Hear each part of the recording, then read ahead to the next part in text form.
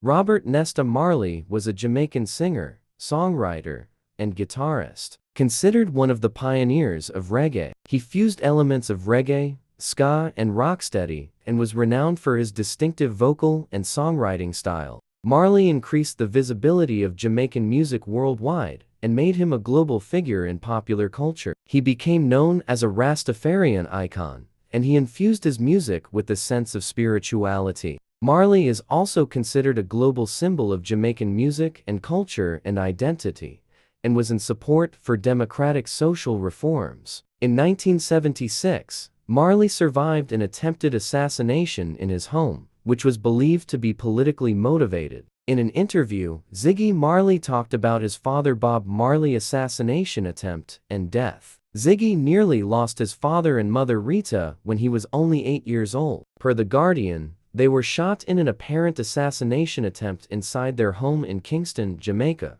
That moment has followed Ziggy well into his adult life. 2 days after the assassination attempt, Bob Marley still performed at the Smile Jamaica concert at Kingston's National Heroes Park while Rita, who had been shot in the head, attended. "I'm proud of both my dad and my mum because there's a teamwork going on between them," he told the outlet. "Bob wouldn't be Bob without Rita.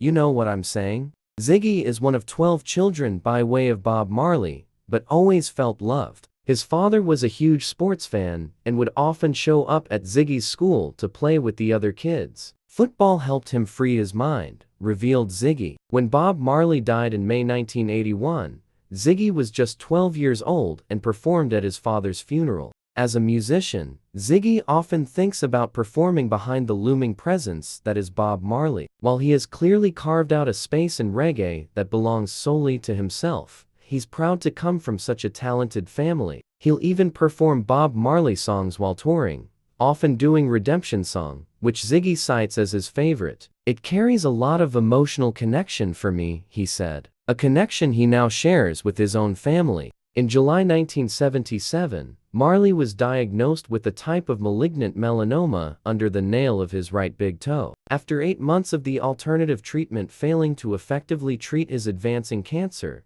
Marley boarded a plane for his home in Jamaica. During the flight, his vital functions worsened. After landing in Miami, Florida, Marley was taken to Cedars of Lebanon Hospital for urgent medical attention, where he died on May 11, 1981, at the age of 36, due to the spread of melanoma to his lungs and brain. Marley's final words to his son Ziggy were, "On your way up, take me up. On your way down, don't let me down." On May 21, 1981, Marley was given a state funeral in Jamaica that combined elements of Ethiopian Orthodoxy and Rastafari tradition. He was buried in a chapel near his birthplace in 9 Mile. Marley's casket contained his red Gibson Les Paul guitar.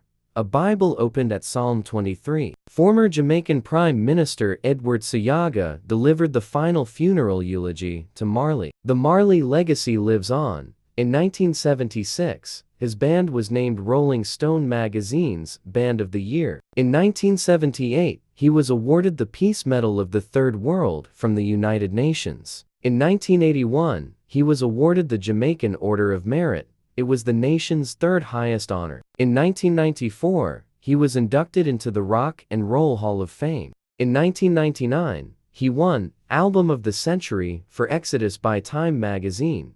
In 2001, he received a star on the Hollywood Walk of Fame. In 2001, he was awarded Grammy Lifetime Achievement Award. In 2004, Rolling Stone ranked him 11th on their list of the 100 greatest artists of all time. He was among the first inductees into the UK Music Hall of Fame. One Love, named Song of the Millennium by BBC. He was voted one of the greatest lyricists of all time by a BBC poll. In 2010, Catch a Fire inducted into the Grammy Hall of Fame Reggae album. In 2022, he was inducted into the Black Music and Entertainment Walk of Fame. A statue was inaugurated next to the National Stadium on Arthur Wint Drive in Kingston, Jamaica, to commemorate Marley.